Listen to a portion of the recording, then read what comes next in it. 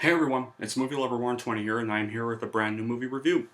And this movie review is going to be for the third and, at the time, was final installment before the fourth movie got announced in 2019.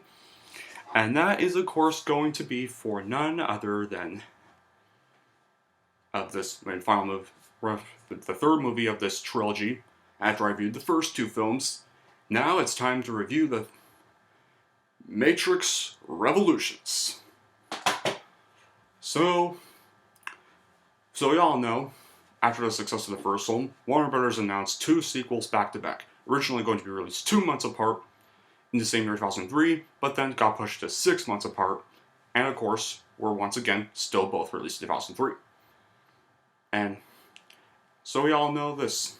When Matrix Reloaded was released, it got positive reviews, but not as much as the first film, but made even more money than the first one, and before Deadpool came out, came the highest grossing movie of all, R-rated movie of all time, with $742 million worldwide. Then, in November 5th, which was a Wednesday, that week, we got The Matrix Revolutions. And when it was released just 6 months after Reloaded, it was... Yeah, it was not well received. A lot of critics and fans didn't really like it. While it wasn't one of the most, some even consider one of the most hated finales of all time, but I'm gonna be honest, guys, I think that's a little too overreacted. Like, it's not a good send-off to The Matrix, but I still think it's a fine movie, but it's definitely, I do agree it is the weakest of the trilogy. And of course, and at the box office, it still made a decent profit, but it was the lowest grossing film of the series. It barely surpassed the first one's $463 million worldwide, and it most definitely did not surpass Reloaded's $742 million worldwide. And that was because, of course, same problems with Reloaded. Fans didn't like it as much as the first one, despite it making more money, so they weren't really keen to go see Revolutions. So yeah, it only made $427 million worldwide at the box office, but was still considered quite a good profit, nonetheless, despite that. But it kind of pretty much ended the Matrix franchise. Until 2019, when they decided to come back and do a fourth one. But what is the plot of this movie? Well, this takes place, spoilers guys, takes place just seconds after Matrix Reloaded ended. And as the dystopia is overrun by robots, Neo, mankind's greatest hope, is trapped in a limbo world after the events of Reloaded. Meanwhile, the majority of the planet's population remains in a state of suspended virtual reality. The few humans who are cognizant of the grim realities of the world desperately try to hold off their mechanical enemies long enough for Neo to escape and save the day. But things turn disastrous when all-powerful computer program Agent Smith arrives in the flesh and can now have full possession of the whole world. Now, let's list the good qualities of the film. Before I do that, I will say, at first I didn't really think this was a good movie at all. I definitely thought it was a very disappointing finale to the trilogy, but after a few rewatches, it's actually not as bad as people call it. I've kind of grown to have a bit of a better appreciation for it, especially compared to a certain other movie finale of a certain saga that came at the end of 2019, which I think you all know the name of. And I don't need to mention it because I already reviewed it last year and thankfully don't have to re-talk about it. Right. The good qualities for the film. For this movie, the special effects are still spectacular, the fighting scenes are still entertaining for a while in the third act, despite its mess that had been done. This is film and location for the movie. There are a few good scenes, like when Agent Smith and his clones meets the Oracle, and when he possesses the Oracle, he does that laugh that goes, like, Agent Smith is still definitely the best character in this movie. He's definitely still the great villain he was in the first two. You know, he's definitely one of the characters, along with Neo, Trinity, and Morpheus, along with Neo, that are not underdeveloped. Even though Neo doesn't really get much screen time in this film, which I am going to get to. Those two are still the great characters they are in the first two. And the final fight of Neo and Agent Smith is easily the best scene in the franchise, and I will make a reaction to it eventually, guys, but that scene I can watch any day. It never gets old. I always crank up the volume when it comes on. It's definitely the best scene of this movie. Yes, it's definitely as entertaining as the first two movies. It basically is the closest thing that comes to first one and Reloaded, and it was almost praised by even the fanbase too. It's still an epic and awesome soundtrack like the first two films had. Also, the song starring Navarez was one of the best parts of the film. Keanu Reeves always will have a great performance as Neo. You know, and Agent Smith's quote, "This is my world, my world." And it's just still, I mean, what I will say, Revolutions has much more action scenes than Reloaded does, which I did kind of like. That there was a little more action this time around. Yes, guys, even the Battle of Zion was actually kind of epic. Don't give me hate for... I don't care what anybody says about the Zion War. It was definitely not really... It definitely didn't really rely much on the franchise's plot, but it was still pretty epic despite that. It just kind of wished a fight like... You kind of wish the Zion War belonged in a better movie, but... Whatever. Now for the bad qualities. Yeah, since this is the weakest film of the series, there are quite a few of them. It's like a number of bad qualities, and well, while the premise is at least pretty original, thankfully, and despite the film being it's technically the second half of Reloaded and having some improvements that weren't shown in the first two films, it's ruined. It's just ruined with not very good execution, and then again, guys, this was kind of rushed 6 months after, and honestly, they really should have just did this a year after Reloaded. It would have gotten much more time. Yeah, like it would have gotten way more time, way better build up, and probably wouldn't have been much more of a profit had they just waited a year. Even though I get Kill Bill and Back to the Future did this, but think of it this way, guys. Did Kill Bill and Back to the Future 2 and 3 really rush their gaps just 6 months apart in just 1 year, really? Their 6 month gaps weren't in 1 year. Like, the 6 months after Kill Bill 1, that was a year after Kill Bill 1. I mean, Kill Bill 2 was... Kill Bill 2, guys. I said Kill Bill 1 once, but let's move on from that stuff. Like, too many lacks of ideas, meaning the more ideas it gets, unfortunately toned down with nothing special, but any original ideas were not really in use. There's kind of a poor and weak story that feels longer than it actually is, and it's not as epic as the first two movies, and most of the new characters barely get much development because of it, and the poster is very, very misleading. Like, there was a poster that Neo and Trinity are wearing their black suits, and we're both going to be fighting Agent Smith, but the movie, it barely had, there was like no, what they wear in the Matrix has like little screen time, and Trinity's never involved in the final battle at all because, oh yeah, this really pissed me off the most. Trinity, who was killed at first in Reloaded, but was brought back by Neo, is, killed again. Yeah, she just dies again.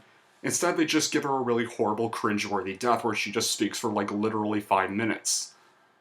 And, like, if you really want to kill her off, don't make them say a speech that doesn't even sound like she's dying at all. Like, it's probably one of the worst deaths in the franchise, and I'm very glad that 4 is going to be undoing it. Because Trinity is going to be coming back in the 4th one, so they better not kill her off again. And I really hope they definitely erase her horrible death in Revolutions, because I agree, she had such a terrible send-off. And the only thing that the movie Revolution focuses on more on the older and the new characters rather than focusing on Neo Anderson. And Neo almost didn't get any much of screen time at all. That, like, the franchise is about Neo, like, what the hell? Instead, it focuses on the wars, or on talking and the characters, neither focusing on our beloved fan-favorite character Neo Anderson, which it kind of should, because it's the final movie of the series. And they really should have developed the new characters in Reloaded, took time for that, and yeah, then And yeah, has some cool concepts but manages to screw them up. On the other edition, the CGI effects for the Sentinel and the robots were pretty mediocre by 2003 standards. Not only that, but the CGI animation of flying Neo, Anderson, and Agent Smith as the final battle looks very cartoonish and worse than Matrix Reloads, but even though that fight is awesome and definitely the best thing to come out of the whole movie, it feels very anticlimactic than being a thriller action movie, and there's still some very bad acting too, like Lashley Hulme as Sparks and Bruce Spence as the train man. The nightclub scene is just stupid, even though it's kind of one of the only few Matrix scenes in the whole movie, really. And plot holes. Seriously, it's just plot holes everywhere. Like, even though Neo planned to peacefully surrender to the machines when he reached the city, he makes no effort to communicate this to the machines via radio, considering that Neo still had the codes that the architect wanted and that the EMP from a single ship would barely make a dent in the city's defenses. The machines would have surely been open to a peaceful surrender, but Neo does not even attempt this, and it results in Trinity's death. In which, like, I've already explained this, but I'm going to explain it again. When Trinity is shown dying, Neo bends over her and, in doing so, slightly moves her body, which in turn moves the fake pulse that are supposed to have gone through her body. It's like, seriously?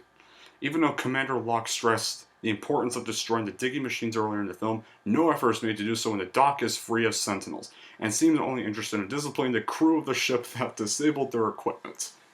And the ending. Yeah, I can agree. This ending was very rushed and not developed at all. But, however, like I've said, it's still a much more tolerable ending than a certain other ending I've already mentioned. When Neo and Smith were facing each other, and Neo stated that he is right, he forces Smith to assimilate him, and what happens next? After he assimilates him, Neo uses his powers and breaks the sunglasses and causes a massive explosion throughout the city, killing both Neo and Smith. And after that, Neo sacrificed himself to save both the machines and humans, is unplugged from the Matrix, and his body is respectively carried away by the machines. After this, the machines follow up on a promise to spare Zion. That does not... No! If this is the final movie of The Matrix, you really should have ended on a good note. Like, the Matrix is destroyed, everyone realizes what the Matrix really is, they all get freed, Zion finally gets restored, all of them all get to see the sun, like how Trinity got to see the sun, and that would have been a great ending. Like, everyone is now freed, and all the Sentinels are destroyed. Like, all the Sentinels should have been destroyed, and it further would have perfectly wrapped up the franchise. Like, however, despite all these bad criticisms I have of the film, do I hate this movie and consider it one of the worst sequels of all time? Well, no. While it is definitely not a very good follow-up to Reloaded, and it's definitely not a good way to end The Matrix, it's still pretty fun and entertaining. The action scenes, like with the war with Zion, despite it being kind of uncanon being kind of not really needed in the franchise or having nothing to do with The Matrix, is still entertaining. There's definitely a lot more action scenes than Reloaded, and there's a little less talking this time around, and which I did kind of like, but this had, like, I could tell this had potential to probably be even better than Reloaded. It could have been, like, it could have actually been a perfectly epic finale. Like, this, unlike TROS, not 2005, 2019's, guys, they could tell they obviously tried, but this wasn't the Wachowskis' fault. This was Warner Brothers ordering them to split into two parts just so it could be branded the trilogy. Like, I think Reloaded and Revolutions was just going to be one movie. One. But Warner Brothers, same people who destroyed Batman vs. Superman, and especially the same people who destroyed Justice League, well, temporarily, because we're finally getting the true cut of Justice League in a month. But all in all, I think Matrix Revolutions is just an okay film. It's not I don't think it's as terrible as people call it. I think they're a little too harsh on it. But here's how I would rank Matrix Revolutions. I am going to give The Matrix Revolutions a 7 out of 10. Now, like Reloaded, not terrible, but not very memorable. So yeah, those are my thoughts on the Matrix sequel, guys. I do personally like the Matrix sequels, even though a lot of people seem to hate on them. I think people are way too harsh on them, but they're just like, I just consider them really, for they're just mostly watchable. For sequels to Masterpiece, yeah, they could have been better, but the truth is, guys, they're still canon whether we like it or not. And they kind of needed to make sequels to clear off a few unanswered questions the first one got us. But now, you probably want to know my thoughts on the fourth movie we're going to be getting this year, around Christmas time. Well, here are some yeses I'm liking to see. One, I'm excited we're getting Keanu Reeves and Carrie-Anne Moss back in the roles of Neo and Trinity, and we're getting Jada Pinkett Smith as, like,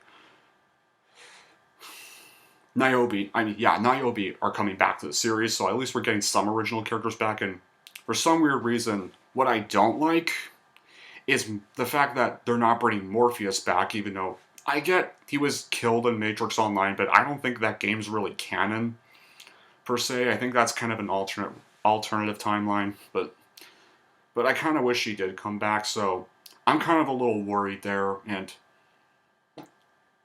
some people might be unhappy that Agent Smith's not coming back, but guys, Hugo Weaving apparently is now retired from action movies now, so...